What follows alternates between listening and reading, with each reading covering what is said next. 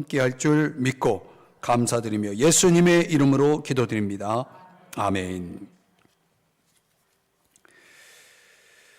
자, 오늘 그 후에 그들은 이라는 제목으로 여러분들과 같이 말씀을 나누고자 합니다. 1장 5절에 보면 그들은 그 후에 그들은 이렇게 말씀하고 있죠. 그 다음 내용이 궁금하시죠? 자, 내용을 한번 보면요. 나라가 적국에 의해서 패망한다면 그 나라는 모든 것을 잃어버리죠. 모든 것을 잃어버립니다. 그것이 바로 유다의 상황이었습니다. 나라가 존재함으로 있게 되는 것들 여러 가지죠. 어떤 행정 시스템이라든가 또 군대, 또 유다에게 있어서는 성전이라는 그들의 신앙의 중심이고 또 삶 자체라고 할 수 있는 성전, 이런 것들이 다 이제 없어지는 것입니다. 유다 왕의 운명 또한 이제 더 이상 유다라는 나라는 왕이 존재할 수 없는 나라가 됩니다. 왕이 포로가 되었고 그 눈이 뽑혀 아주 비참하게 생애를 마치게 되는데요. 예레미야 52장 11절의 말씀에 보면 유다 마지막 왕 시드기야의 이 운명이 이렇게 나타납니다. 두 눈을 빼고 놋사슬로 그를 결박하여 바벨론 왕이 그를 바벨론으로 끌고 가서 그가 죽는 날까지 옥에 가두었더라. 자, 이런 운명으로 왕이 이제 마지막 생을 마치게 되죠. 또 유다에 있어서 또 중요한 역할을 했던 종교적 지도자였던 제사장들이나 레위인들의 운명은 또 어떠했는가? 그들 역시 다르지 않았다는 것이, 그들도 죽임을 당하고 또 겨우 생명을 부지한 사람들은 이제 바벨론으로 포로로 끌려가서 거기서 바벨론 우상의 신을 섬기지 않으면 안 되는 그런 운명에 처하게 됩니다. 아주 처절한 운명이죠. 또 백성들은 어떻게 되었나요? 백성들은 뭐 말할 것도 없죠. 목자 없는 양처럼 그들은 방향을 잃고 흔들리게 됩니다. 자, 그 여러 그룹 가운데 오늘 우리가 주목해서 살펴볼 다니엘과 그 세 친구, 그들의 운명을 들여다보면 역시 마찬가지로 다니엘과 그의 세 친구들의 형편 또한 다르지 않았다는 거죠. 그들은 부모를 잃었고 또 형제들도 다 죽임을 당하게 됩니다. 집도 잃었고 재산도 잃었고 친지들은 뿔뿔이 흩어졌습니다. 거기에다가 10대의 어린 나이에 그들은 바벨론으로 사로잡혀서 이제 끌려가게 되죠. 자, 그리고 나서 다니엘과 그 세 친구들은 어떻게 되었을까요? 그게 이제 오늘 설교 제목입니다. 그 후에 그들은 어떻게 되었을까?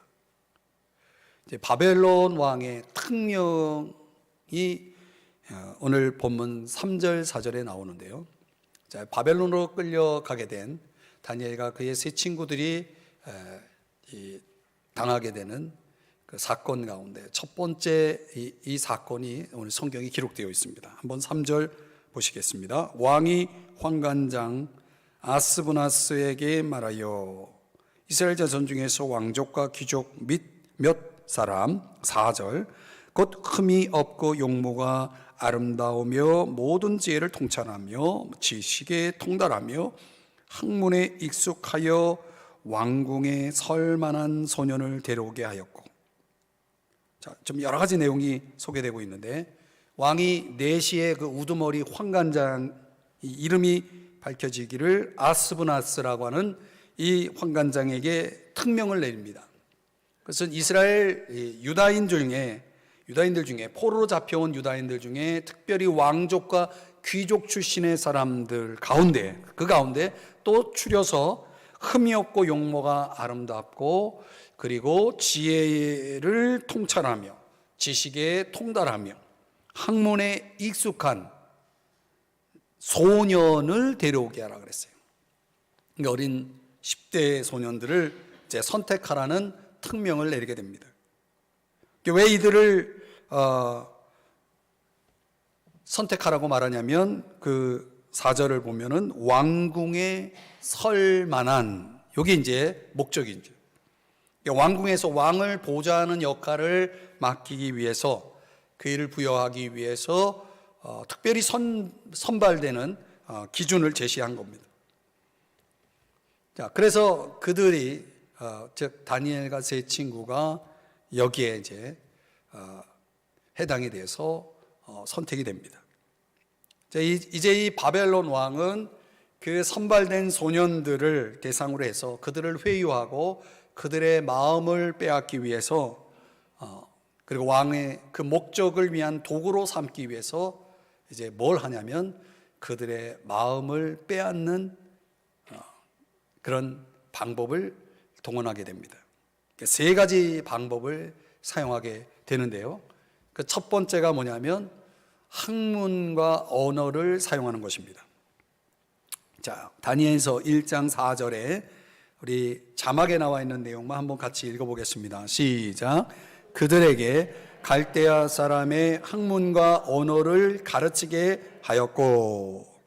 자, 다니엘과 세 친구가 본래 가지고 있었던 그들의 지혜, 그들의 지식의 기반이 되었던, 그들이 본래 가지고 있었던 것은 당연히 유다의 학문과 언어겠죠. 유다의 언어, 유다 나라의 언어, 유다의 학문. 그 학문과 언어가 의미하는 것이 무엇인가?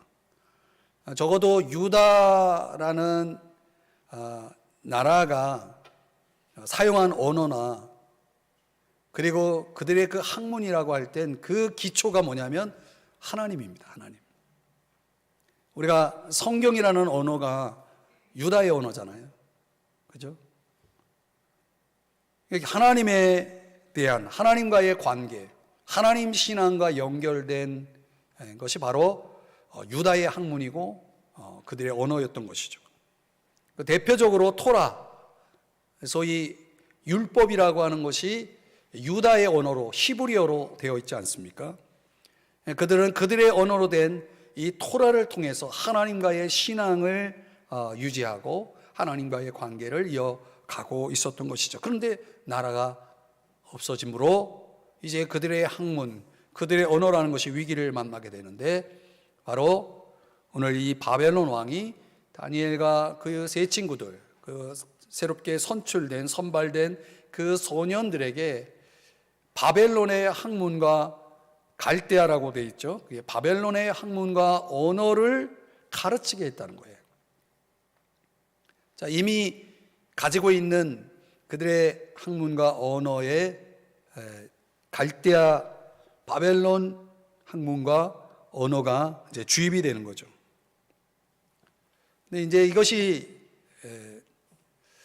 보다 더 깊이 들여다보면 아주 바벨론 왕이 대단한 지금 방법을 사용하고 있는 겁니다. 학문과 언어라고 하는 것은 그 시대의 문화라는 옷을 입고 그 시대를 사는 사람들에게 통용되는 것입니다. 이 문화 자체가 우리의 생활 방식을 일컫는 용어이기도 하지만, 결국 우리 사회가 돌아가는, 이 사회를 떠받들고 있는 이 문화라는 것이 모든 사람들의 각각의 일상 속에서 아주 깊이 영향을 미치고 있는 그 문화라는 것이 학문의 형태로, 언어의 형태로 이제 우리에게 주어져 있는 거죠. 우리가 사용하는 말, 우리가 자주 접하는 학문들이 결국 그런 문화를 우리에게 가르쳐 주는 것이죠. 주입시키는 거죠. 그래서 문화 속에는 뭐가 들어와 있냐면 사상이 들어와 있고, 그 시대의 가치를 담고 있고, 그리고 더 심지어 그 시대가 강조하고 싶은 종교가 거기에 담겨 있는 거죠. 그러니까 바벨론의 학문과 언어라고 하는 것은 바벨론의 가치를, 바벨론의 종교를, 바벨론의 사상을 담고 있는 것을 이제 그 소년들에게 가르치면서 뭔가 그들에게 영향을 미칠 수밖에 없는 것이죠. 왜 이런 갈대아 학문과 언어를 가르치려고 했는가? 의도는 당연히 이 바벨론의 학문과 언어를 통해서 이 소년들에게 결국 바벨론 신앙을, 바벨론 우상 신에 대한 그 신앙을 그들에게 주입시키려고 하는 그런 의도가 있었던 것입니다. 역으로 말하면 하나님 신앙을 그들에게 빼앗아가는 거죠. 이제 더 이상 그들이 유다의 언어를 사용할 수 없다, 유다의 학문을 접할 수 없다는 것은 이제 그들에게서 하나님의 법이, 하나님 신앙이 점점 희미해지고 사라지게 되어 있는 것입니다. 결국은 그 다니엘과 세 친구로 하여금 하나님으로부터 이제 바벨론 종교로 회심시키려는 의도를 이 학문, 언어를 가르치는 걸 통해서 지금 드러내고 있는 것입니다. 그 의도를 드러내고 있는 거죠. 여러분, 이게 우리가 좀 깊이 이 부분을 좀 생각해야 됩니다. 제가 최근에 이제 신문을 통해서 보게 된 내용이지만은 이 문화라는 것이요, 까딱하면은 우리가 그 문화에 종속되어서 그 문화가 추구하고자 하는 것에 빠질 수밖에 없는 거죠. 뭐 예를 들면 이단들이요, 요즘 그 청소년들을 이렇게 말하자면 포섭하기 위해서 그들이 이제 어떤 걸 하냐면 문화 행사를 합니다. 신문에 뭐 국민일보지만은 거기서 아주 대대적으로 그 부분에 대해서 아주 심각한 우려를 표하면서 이거를 정말 우리 그리스도인들이 또 한국교회가 깨어서 좀 대비를 해야 된다라고 하는 부분은 그런 기사 내용이었거든요. 실제로 이제 제가 이제 이단에 빠질 뻔한 저희 제자들 경우도 그랬고, 말하자면은 이 문화 행사이기 때문에 단순한 어떤 문화적 행사로만 보고 사람들이 접근하다가 결국은 그 이단들이 노리고 있는 어떤 포섭의 대상으로 삼는 것이죠. 또 이들이 이제 또 많이 접근하는 방식 중에 하나가 뭐냐면 어떤 심리학적인 접근 방법을 많이 합니다. 그래서 여러분 길거리에서는 무슨 설문조사한다고 접근하는 사람들 중에 특별히 뭐 신천지나 이런 이단들이요, 특별히 캠퍼스 주변에서, 학교 주변에서 이런 식으로 접근을 합니다.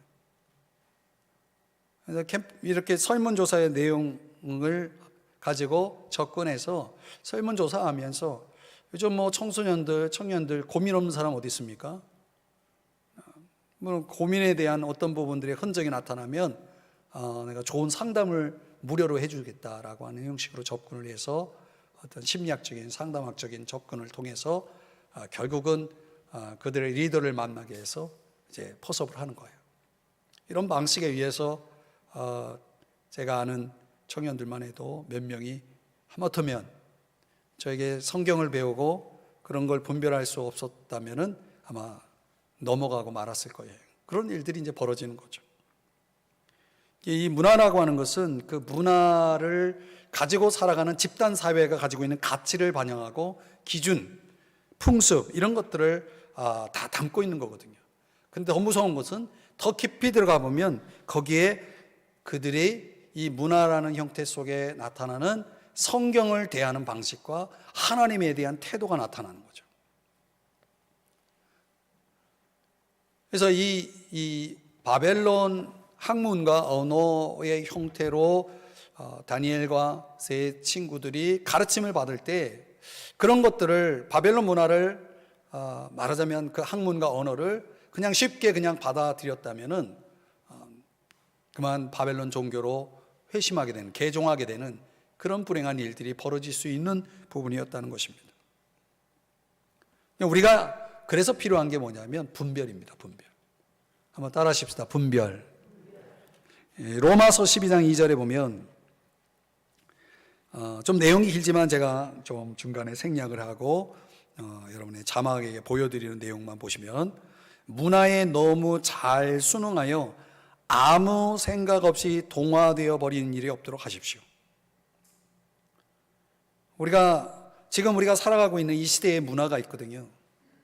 이 문화라는 걸 마치 유행이라는 어떤 형태로도 나타나기도 해요. 이 시대에 유행이 있죠. 그런 것들을 무분별하게 그냥 너무 잘 순응을 하는 거죠. 그냥 거기에 너무 잘 이렇게 자기의 삶을 맞춰 나가는 경우가 생기는 거죠. 아무 생각 없이 동화되는 것.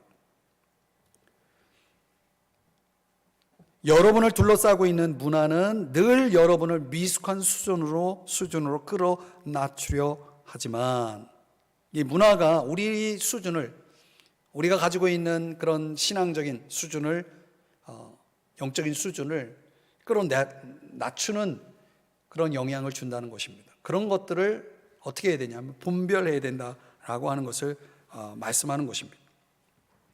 우리가 이 현대 사회를 살아가면서 이 시대에 대한 이해 그리고 분별이 절대적으로 중요합니다. 사람들은 그저 시대에 맞춰서 살아간다라는 것이 그것이 당연한 거고 좋은 거라고 생각할지 모르겠습니다. 그러나 그렇지 않습니다.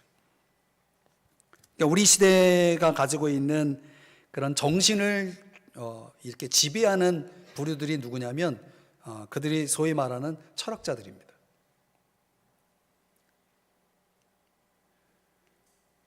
여러분들이 서점에 가끔 갈 일이 있다면 갈 때마다 여러분이 발견하는 건 뭐냐면 수많은 책들이 새롭게 나오고 있다는 것이죠. 또 보면은 또 사람들이 좋아하는 그런 어떤 장르들이 있어요. 책들이 있고. 근데 꽤 많은 부분들 많은 부분을 차지하고 있는 내용이 뭐냐면 이 시대의 주류라고 할 수 있는 포스트 모더니즘에 대한 그런 관련된 책들입니다. 이 포스트 모더니즘이라고 하는 이거에 대해서는 여러분들이 좀 어느 정도는 상식을 가지고 있어야 됩니다. 그러니까 우리 시대가 너무나 사람들이 어떤 물질주의라고 하는 형태로 빠지거나 아니면 신비주의로 빠지거나, 어느 한쪽은 너무나 현실에 매여서 살거나, 어떤 사람은 너무나 현실을 벗어나서 살거나, 어떤 양극단의 세계 속에서 우리 사회가 이렇게 양분되고 있어요. 점점 더 현실적으로 빠져드는 사람과 더 초현실적으로 빠지는 사람들이 등장합니다. 너무 쾌락을 추구하고, 한쪽은 너무 쾌락을 추구하고, 한쪽은 너무 금기적 어떤 염세적인 차원에서 세상과 떨어져서 도피되어서 살아가려는 그런 성향으로 가는 이런 두 큰 부류들이 존재한다는 거죠. 그래서 이 포스트 모더니즘의 이 중요한 이슈는 뭡니까? 그 개인주의거든요. 개인주의. 그래서 사람들이 점점 자기 주장이 더 강해지고, 자기 생각이 더 강해지고, 내 느낌이 더 강해지고, 그거 외에는 자신이 의지할 것이 없다라고 생각하며 살아가는 사람들이 너무나 많습니다. 또 이것과 관련돼서 요즘 많이 일어나고 있는 운동 가운데 하나가 뭐냐면 뉴에이지입니다. 뉴에이지. 뉴에이지라고 하는 이 운동은 거기에 많은 잘못된 신학들이 있어요. 범신론이라든가 진화론이라든가 또 환생, 점성술, 여러 가지 것들이 복합되어서, 그러면 예를 들면은 여러분 요가라는 것도, 이 요가라는 것이 일종의 어떤 피트니스에서 이제 보통 이제 사람들이 그냥 어떤 운동 삼아 하는 그런 체력 강화를 위해서 하는 어떤 그런 차원으로 접근하는 사람들이 많은데, 그렇지 않아요. 사실은 요가가 추구하고 있는 아주 중요한 그 트레이닝이 뭐냐면 그게 초월 명상이거든요. 그 초월 명상. 제가 이제 옛날에 그 생명의 전화라는데 한번 저도 관심이 있어서 한번 세미나를 들으러 갔어요. 좀 오래된 얘기지만 그 세미나 들으러 갔는데 생명의 전화에 그 강사가 목사였어요.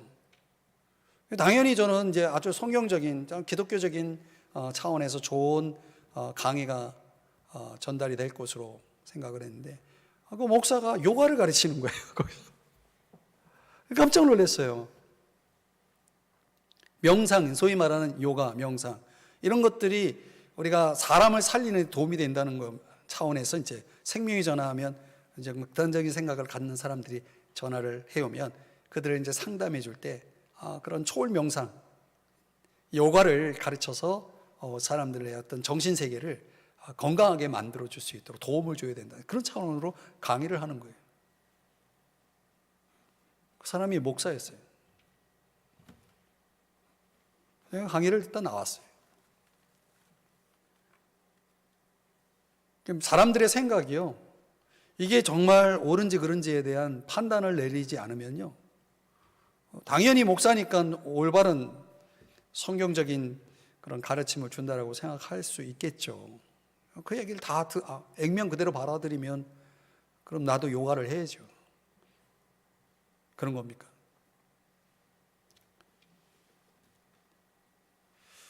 결국 사람들이요, 이 현실 세계에서의 어떤 진정한 목마름이라는 것이 있어요. 사람은 영적인 존재이기 때문에 하나님의 공간을 가지고 있는 존재이기 때문에 그 하나님이 채워지지 않는 어떤 부분을 인간적으로 그걸 채우려고 하는 노력들이 생기는 거죠.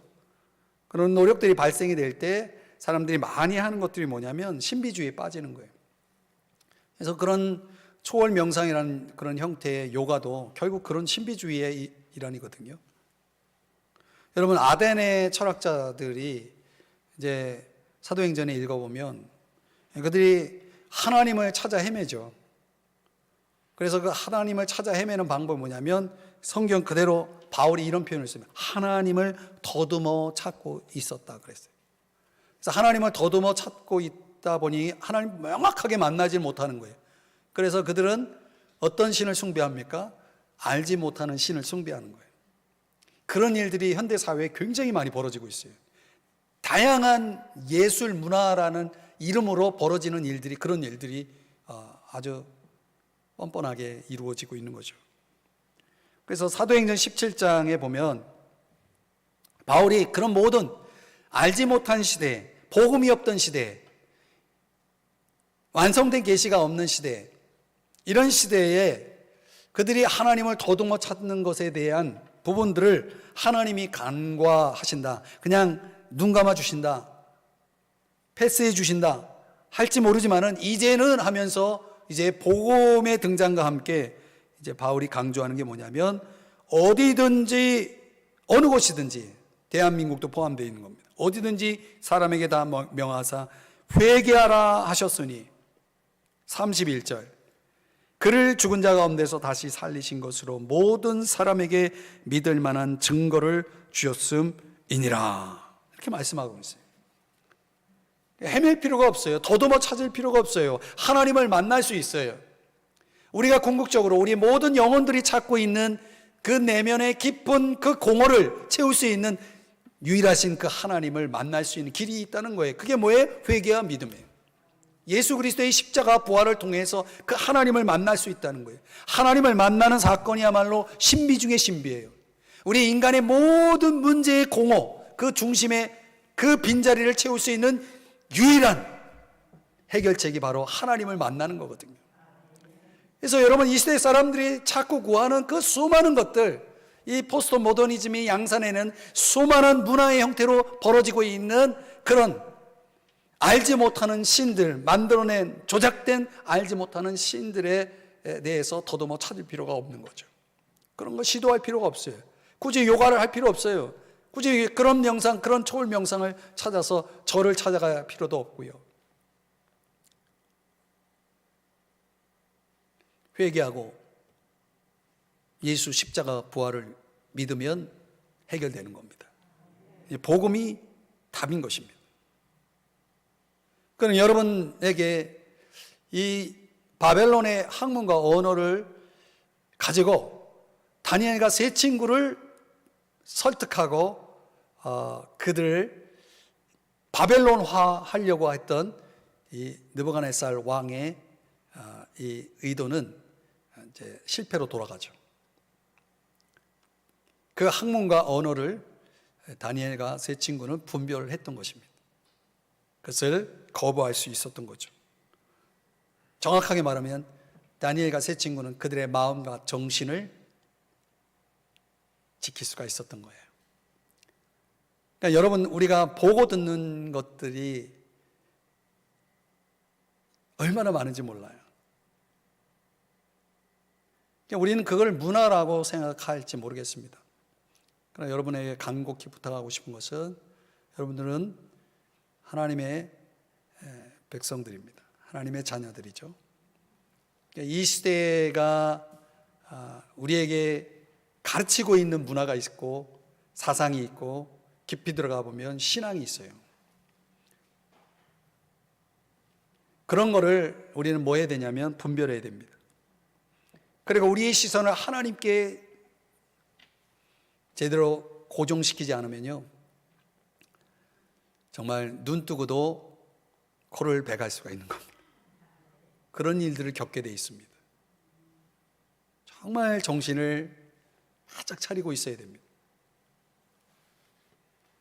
두 번째, 어느 이 바벨론 왕이 느부갓네살이 이 다니엘과 세 친구를 바벨론화하기 위해서 뭘 사용하냐? 음식을 사용합니다. 음식. 자, 이제 우리가 좀 관심을 가질 만한 내용이죠. 5절을 한번 다시 보시면 어떤 음식이냐면 왕의 음식이라고 돼 있어요. 거기에 플러스해서 그가 마시는 포도주.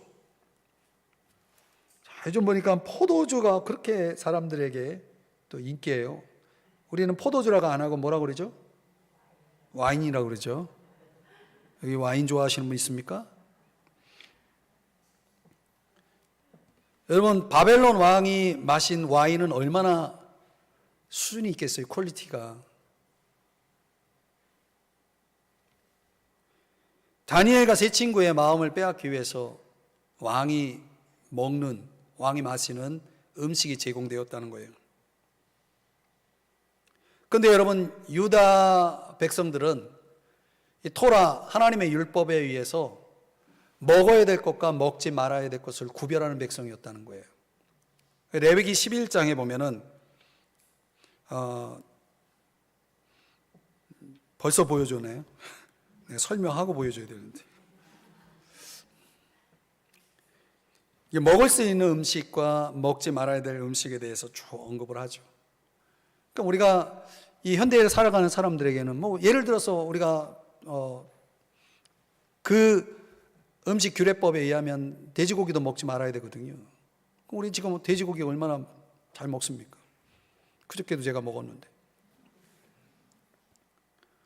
왜 이 말씀이 이제 레위기 11장을 이제 현대적으로 적용해 볼 때 우리는 이제 그것을 그 당시에 왜 이런 명령을 내렸을까? 왜 이건 먹어도 되고 이건 먹지 말아야 된다라고 하는 그런 구별을 하나님 강조하셨을까? 뭐 우리가 위생적인 차원에서, 건강의 차원에서 그렇게 했다라고 해석하는 관점도 있고, 또 그것이 영적인 부분, 또 신앙적인 부분에 있어서 그런 구별이 필요했다라고 보는 학자들이 있습니다. 저는 그 두 가지가 다 포함이 된다고 봅니다.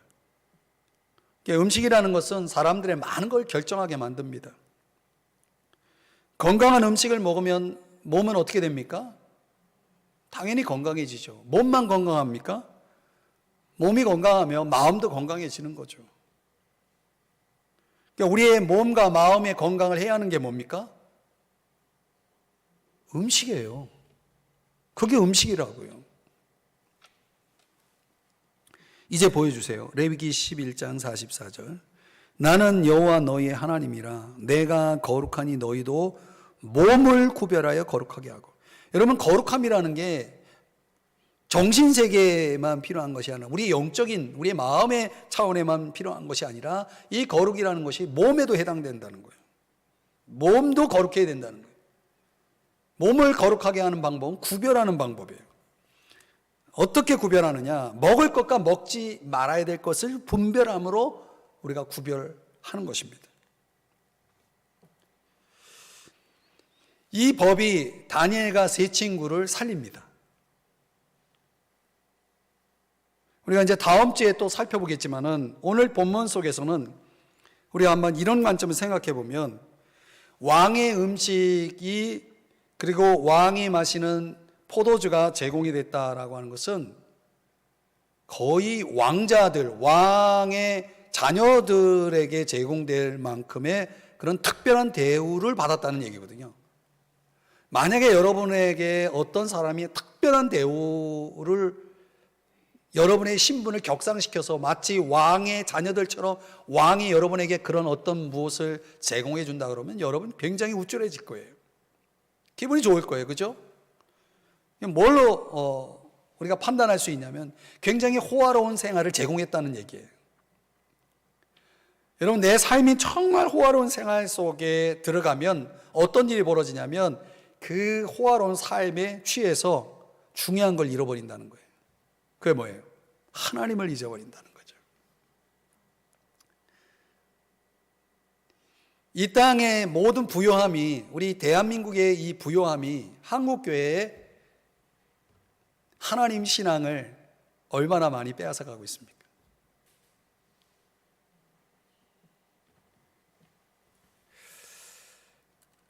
자, 오늘 1장 5절 말씀을 조금 다시 한번 보여주시면요, 거기에 이런 표현이 나옵니다. 중간에 날마다 쓸 것을 주었다고 그랬어요. 여러분이 만약에 누군가 여러분에게 날마다 쓸 것을 준다고 생각해 보세요. 그럼 여러분 당연히 일할 필요가 없죠. 뭐만 하면 돼요? 먹고 즐기기만 하면 돼요. 여러분, 그게 사는 겁니까? 그렇게 살면 행복할 것 같아요? 근데 뭐라고 그 다음 나오냐면 날마다 쓸 것을 어느 정도 제공했냐면 한 달이 아니고 1년이 아니고 3년을 그렇게 했다는 거예요. 그러니까 3년 동안 여러분이 만약에 이런 환경 속에 들어간다. 그것도 날마다 아주 호화로이 먹고 싶은 거 다 먹을 수 있는, 그것도 아주 높은 질적인 차원에서의 왕이 누릴 수 있는 어떤 그런 호화로움을 3년 동안 여러분 아무것도 여러분들 신경 쓰는 거 없이 그 환경 속에 들어가 있었다고 보세요.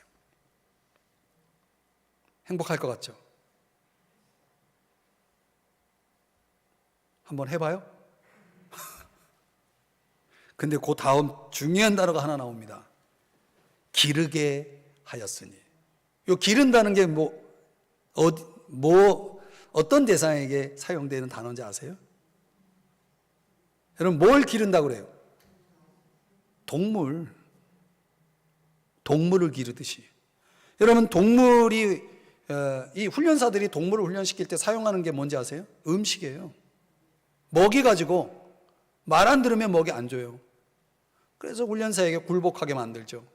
그럼 말 잘 들 때마다 뭘 줘요? 먹을 걸 줘요. 그러면 그 동물은요, 이 훈련사의 말에 그대로 순복하면서 따릅니다. 이게 바벨론 왕이 지금 사육하고 있는 거예요. 3년 동안 이 좋은 호화로운 생활을 통해서 너희들은 내 말 한마디면은 무조건 따르는 그런 나의, 마치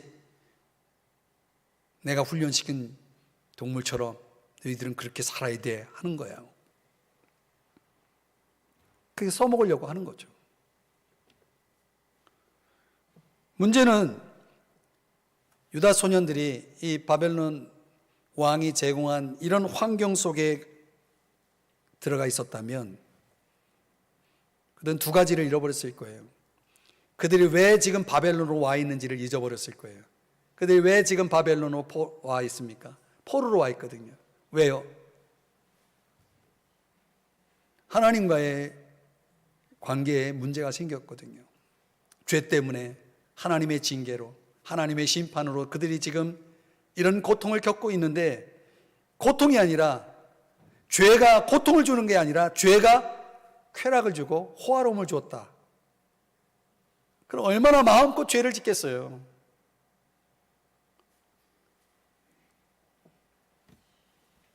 여러분, 만약에 세상이 우리에게 이런 좋은 음식들을, 왕의 음식들을 제공해 준다라고 하면 어떻게 하겠습니까? 여러분, 그 세상의 호화로움 속에 여러분을 맡기겠습니까?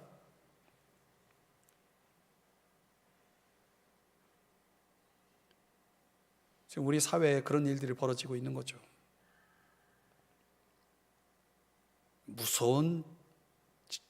무서운 방법입니다. 고린도전서 6장 19절 20절에 보면 너희 몸은 너희가 하나님께로부터 받은 바, 그럼 우리 게 아닌 거예요. 너희는 너희 자신의 것이 아니다. 20절은 다 같이 읽을까요? 시작. 값으로 산 것이 되었으니 그런즉 너희 몸으로 하나님께 영광을 돌리라. 아멘. 이 몸은 내게 아닌 거예요. 내 것인 양 내가 하고 싶은 대로 내 마음대로 해서는 안 되는 거예요. 로마서 6장 13절에 보면 의의 무기로 하나님께 드리라 그랬어요. 주님을 위해 드리라는 거죠. 고린도전서 10장 31절에도 우리가 먹는 거 마시는 거 좋다 이거예요. 무엇을 하든지 어떤 걸 먹든지 그게 뭐와 연결되어야 된다? 하나님의 영광을 위해서 해야 된다는 거예요. 우리는 무엇이든지 다 할 수 있어요. 그러나 우리가 할 수 있는 그 모든 것이 하나님의 영광을 위한 거라면 다 할 수 있다는 거예요. 그러나 만약 그것이 하나님의 영광을 위한 것이 아니라면 그게 아무리 좋아도, 그게 아무리 먹고 싶어도, 그걸 아무리 마시고 싶어도 마시면 안 되는 거예요. 먹으면 안 되는 거예요. 하면 안 되는 거예요. 다니엘과 세 친구가 그렇게 했다는 거예요.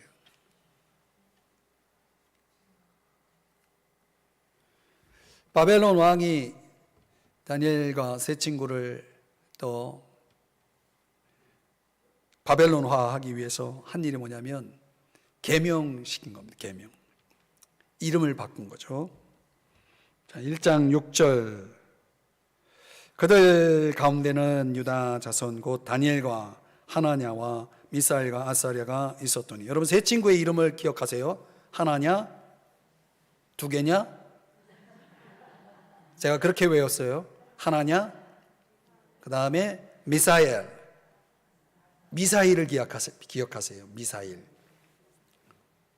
그러면 미사엘 대충 기억나죠? 아서라, 아사랴. 이상하게 어느 날 제가 다니엘과 세 친구를 이름을 떠올리는데 다니엘과 하나냐, 미사엘, 하나냐가 생각이 안 나고 아사랴가 생각이 안 나고 뭐가 생각이 나냐면 자꾸 벨드사살과 사드락 메삭 아벳노고가 생각이 나는 거예요. 왜 내 기억 속에 자꾸 그 이름이 더 지배적으로 나타나 있을까? 내가 느부갓네살 왕에게 넘어갔구나. 그런 생각을 제가 했어요.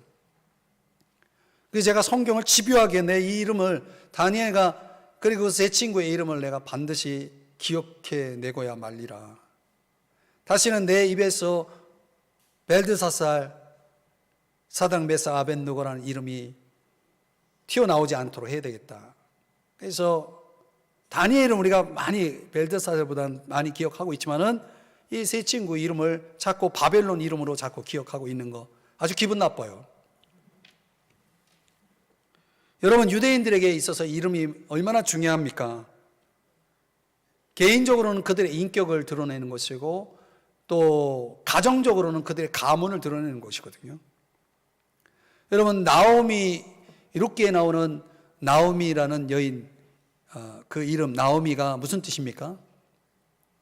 기쁨이라는 뜻이거든요. 이 나오미는 누가 지어준 이름입니까? 나오미의 부모가 지어준 이름이죠. 왜 이 이름을 지어줬을까요? 여러분들은 여러분의 자녀 이름을 지을 때 어떤 생각 가지고 지어주나요? 나름대로 의미를 부여하죠. 이 이름을 통해서 이 이름 값을 하라는 거 아니겠습니까? 그럼 나오미가 이 기쁨이라는 뜻을 가진 이름을 가졌다면 부모가 어떤 생각을 했겠어요? 너는 평생 하나님만 의지해서 하나님이 주신 기쁨을 누리면서 살아라, 이거 아니겠습니까? 그런데 나오미가 그렇게 살았나요? 아니죠. 가뭄을 해결하기 위해서 하나님이 가지 말라고 하는 모압, 이방 모압 땅으로 가죠. 그 모압 땅으로 간 결과가 뭡니까? 남편 잃었죠. 두 아들 잃었죠. 자기의 이름의 의미를 잃었어요. 즉 기쁨을 잃어버렸어요. 여러분, 하나님 안에서의 기쁨이지 하나님 밖에서는 기쁨이 없는 것입니다. 그러니까 우리가 하나님을 떠나면, 하나님 안에서 밖으로 나가버리면 나오미처럼 되는 것입니다. 다 잃어버리는 거예요. 다 잃어버려요. 없는 게 없어요. 그런데 그가 다시 베들레헴 고향으로 돌아오죠. 즉 하나님께로 돌아왔을 때 그가 어떻게 됐습니까? 기쁨을 회복하죠. 하나님 안에 들어오니까 다시 기쁨이 주어지는 것입니다. 기쁨의 근원이 뭡니까? 하나님이에요. 하나님 안에 있음으로 기쁨이 있는 거지. 기쁨을 누리는 것이죠. 유대인들에게 있어서는 그만큼 이름이 중요한 거예요. 그 이름이 그 사람의 삶을 결정하는 거예요. 그런데 바벨론 왕이 뭘 한 겁니까? 그 이름을 지워버리는 거예요. 그 이름의 의미를 지워버리고 그 이름에 담긴 삶을 지워버리는 거예요. 그래서 다니엘이라는 이름이 무슨 뜻입니까? 하나님이 나의 심판관, 재판장이시다 라는 뜻이거든요. 하나님이 나의 재판, 하나님 모든 걸 판단하시는 나의 재판장, 나의 주권자이시다, 이런 뜻을 가지고 있는 이 다니엘의 이름을 지워버리고 벨드사살, 이 벨드사살이라는 건 그대의 보호자는 벨이요, 벨은 바벨론 신 이름이에요. 그대의 보호자는 하나님이 아니라 벨이요, 이걸 의미하는 이름으로 바꿔버렸다는 거예요. 하나냐라고 하는 뜻은 주는 자비하시다, 은혜로우시다, 사랑하신다, 이런 뜻을 가지고 있는 아주 좋은 이름입니다. 하나냐. 그런데 이 하나냐를 뭘로 바꿨어요? 사드락. 사드락이라고 하는 것은 그 달신, 소위 달신이라고 하는 아쿠에게 배우라, 이런 뜻이에요. 그러니 이 사드락이라는 이름 속에는 하나님의 사랑, 하나님의 자비, 하나님의 은혜는 없는 거예요. 아쿠라고 하는 달신에게서 모든 걸 배우고 받으라는 얘기죠. 그렇게 바꿔버리는 거예요. 미사엘이라고 하는 주님과 같은 이가 누구인가라는 이름의 뜻이죠. 주님과 같은 분이 어디 있습니까, 세상에.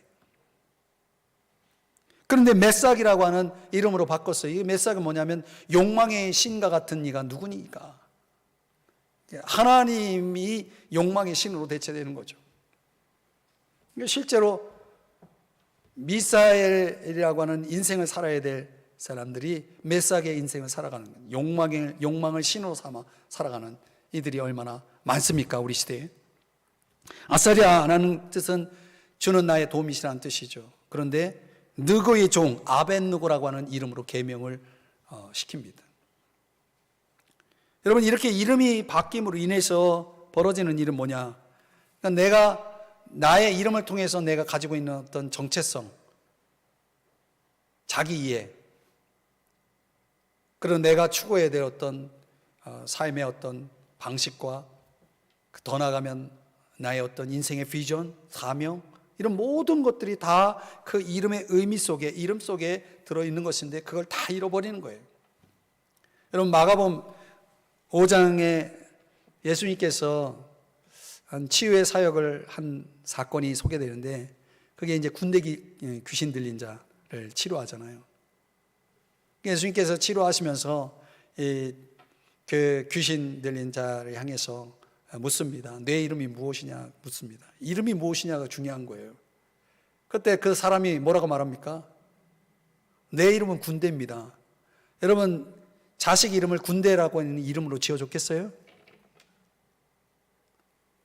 이 귀신 들린 이 사람의 이름은, 진짜 이름은 모르지만 확실한 건 뭐냐? 군대는 아니에요. 이 군대라는 이름을 누가 갖게 만들었습니까? 귀신들이 갖게 만든 거죠.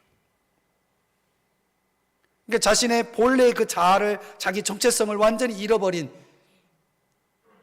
그 군대라고 하는 이름으로 이제 전락이 돼서 그 인생을 비참하게 살고 있었던 한 인간을 하나님이, 우리 주님께서 고쳐주시지 않습니까? 본래 이름으로 돌아오게 하시잖아요. 다니엘은 이 바벨론 왕의 간교한 의도를 파악하고 있었기 때문에 너는 벨드사살이야 아무리 얘기해도 다니엘은 뭐라고 얘기하냐면 나 다니엘은 이렇게 말합니다. 그러니까 느부갓네살 왕은요, 다니엘을 부를 때 한보 양보를 해가지고 이렇게 말합니다. 벨드사살이라 이름한 다니엘아 이렇게 부릅니다.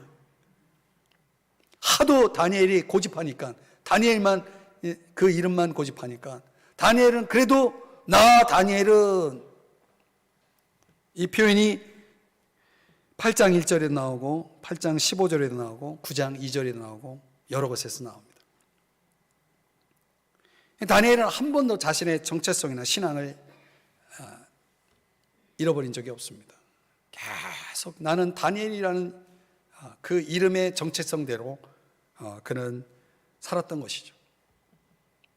자기 자신의 이름을 잃어버린 적이 없습니다. 그렇다면 여러분에게 묻고 싶습니다. 여러분의 이름은 무엇입니까?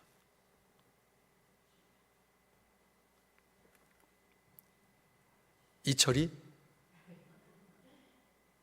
우리 각자가 가지고 있는 이름 말고요, 그걸 묻고 싶은 게 아니고 우리 모두가 공통적으로 가지고 있는 그 이름, 그 고귀하고 위대한 이름, 그리스도인. 우리에게 주어진 이름 아닙니까? 저 사도행전에 보면 여러분, 안디옥 교회 성도들을 향해서 사람들은 그렇게 말했습니다. 그리스도인이다, 그렇게 말했습니다. 당신의 이름이 뭡니까? 나는 그리스도인입니다. 우리에게 주어진 그 고귀한 이름을, 그 소중한 이름을 우리는 가지고 잃지 않고 살아가고 있나요? 세상은 끊임없이 우리의 그 고귀한 이름을 지워버리고 다른 이름을 자꾸 주잖아요. 그래서 사람들이 그리스도인이라는 이름을 부끄러워하고 그리스도인이 아닌 것처럼 살고 그리스도인으로서의 삶을 충성스럽게 살아가지 않는 그런 모습을 보이는 사람들이 많아요. 그러니까 자기 이름을 잃어버린 사람들이 많아요. 내 이름은 군대입니다 라고 말하는 사람처럼 세상의 정신에 지배되어서 그렇게 살아가는 사람들이 얼마나 많은지 모릅니다. 그래서 이 땅에 진정으로 그리스도의 상은, 그리스도를 섬기면서 받은 상처와 흔적들, 그 주의 십자가의 길을 따름으로 인해서 받게 된 그 상흔이 있는 사람이 드물다는 것입니다.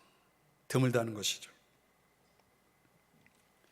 철로역정의 진충씨라고 하는, 말하자면 진실하고 충성되다라고 하는 그런 의미를 담은 진충씨. 그가 이제 여행을 거의 마칠 무렵에 이런 간증을 하죠. 나는 나의 상처와 흔적을 주를 사랑한 증거로 내게 상급을 주실 그분 앞으로 가지고 나아갑니다. 우리가 그리스도인이라는 그 이름 때문에 받은 상처들, 그 이름으로 살기 위해서 받은 고통들, 고난들, 그런 흔적들을 내가 주님을 사랑했노라고 하는 증거로서 내가 그것을 가지고 주님 나에게 주실 그 상급에 대해서 우리가 그것을 기대하면서 주님을 향해서 주님 앞으로 나아가고자 하는 그런 모습들, 과연 우리들에게 있는지를 오늘 다니엘과 그의 세 친구들이 하나냐, 미사엘, 그리고 뭐죠? 아사랴. 이름 발음이 어렵죠? 그 세 친구들이 우리에게 지금 묻고 있는 질문입니다. 말씀을 정리해 보겠습니다. 어떤 형태이든 간에 지금은 우리는 바벨론 왕이 다니엘과 그 세 친구들의 마음을 빼앗기 위해서 사용한 방법을 동일하게 지금의 마귀와 세상이 우리에게 사용하고 있다는 것을 잊지 마셔야 됩니다. 우리의 정신을 공격하기 위해서, 우리의 마음을 공격하기 위해서 학문이라는 형태, 언어라는 형태로, 아니 아주 고상한 문화라는 형태, 유행이라는 형태로 우리를 공격해 오고 있다는 사실, 우리가 그것을 분별하지 않는다면 우리는 속절없이 그 유혹에 넘어지고 말 것이고, 또 우리가 얼마든지 즐길 수 있는 음식이라는 형태로서 또 우리 몸을 정말 구별하지 않고 이것저것에 마구 내던질 수 있는 그런 형태가 우리가 살아가는 우리의 삶 속에 있다는 것입니다. 무엇을 하든지 좋다 이거예요. 그것이 하나님의 영광인지만 확인하면 됩니다. 내가 하나님 앞에 드리기를 이렇게 기뻐할 수 있는 모습들, 저는 이제 그런 것들이 점점 더 힘들어지고 있지 않는가, 더 그 길을 가고자 하는 사람들이 더 줄어들고 있지 않는가. 그래서 생명으로 가는 길이 참 좁고 힘들고 어렵기 때문에 그 길을 걸어가는 사람들이 적은 것 같습니다. 그러더라도 나만은 내가 나의 몸을 하나님께 기꺼이 드리면서 헌신해서 주님을 위해 살고자 하는 그런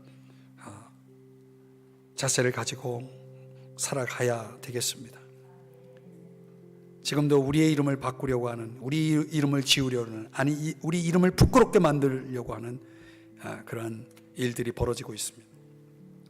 그래서 그리스도인이라는 정체성이 없는 사람들도 많습니다. 얼마 전 어느 뉴스를 통해서 듣게 된 거지만은 저는 요즘 그 새벽마다 대학교 캠퍼스를 위해서 기도 많이 하거든요. 그리고 저 국방의 의무를 지고 있는 우리 젊은이들이 많이 들어가 있는 군대 군보고마를 위해서 조금 더 확장해 가지고 제가 이제 학교 청소년들, 중고등학교 학생들, 이런 학생들을 위해서 또 기도를 해야 되겠다는 생각을 했어요. 지금 그들 속에 지금 그들을 지배하고 있는 문화들이요, 굉장히 위험한 문화들이 너무 많아요.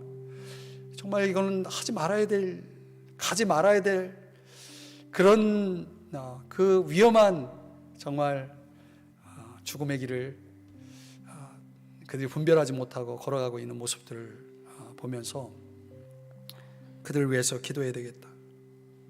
술, 담배, 마약, 여러 가지 각종 이런 아주 혼탁한 그런 문화들이 많습니다.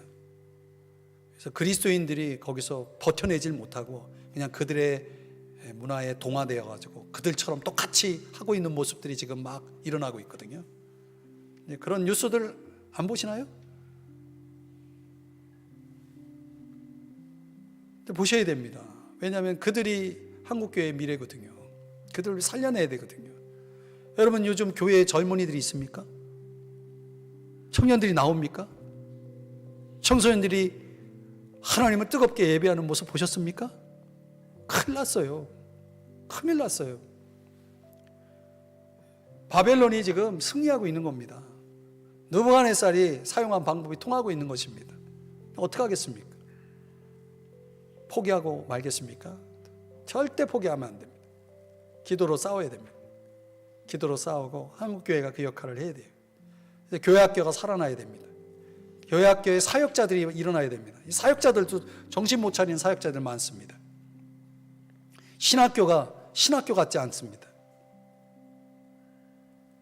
그대의 영혼을 책임지고 헌신해야 될 젊은 사역자들이 눈 뜨고 찾아보기가 어려울 정도로 신학교가 지금 황폐해지고 있습니다.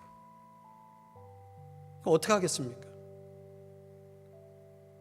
너무 답답해가지고 제가 지금 오늘 설교하면서 사실 마음이 무겁습니다.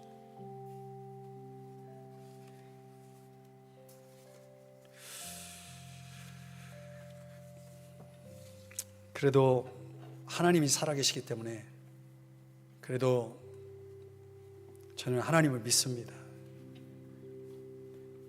누군가 깨어서 기도하면 끝까지 하나님께 매달리면 하나님이 불쌍히 여겨주시고 살려주실 거라고 저는 믿습니다. 이 나라가 그냥 이렇게 되지 않으리라고 저는 믿고, 또 보이지 않는 이런 영적 싸움을 위해서 정말 처절하게 싸우고 있는 그런 사람들이 소수지만은 있습니다. 그래서 그들을 위해서 기도해주고, 또 한국교회가 할 수 있는 부분들, 우리 삼성중앙교회가 할 수 있는 일들을 할 수 있도록 여러분들이 정말 뜨겁게 기도해 주시고, 정말 그 청소년들, 청년들 붙잡고 정말 복음으로 씨름해야 됩니다. 그들 살려내야 됩니다. 그냥 와가지고 한번 예배드리고 그것으로 끝나면 안 됩니다. 그들과 씨름해야 됩니다. 그들 세상 지식 배우기 전에, 세상 문화 배우기 전에 성경 문화 배우고 성경 지식 배울 수 있도록 그들을 붙잡아 정말 회초리를 들어서라도 그들에게 그걸 전수해야 됩니다. 근데 그걸 안 해요. 부모도 안 하죠. 교회도 손 놓죠. 어떻게 하겠다는 거예요. 기도하겠습니다. 사랑하시는 주님,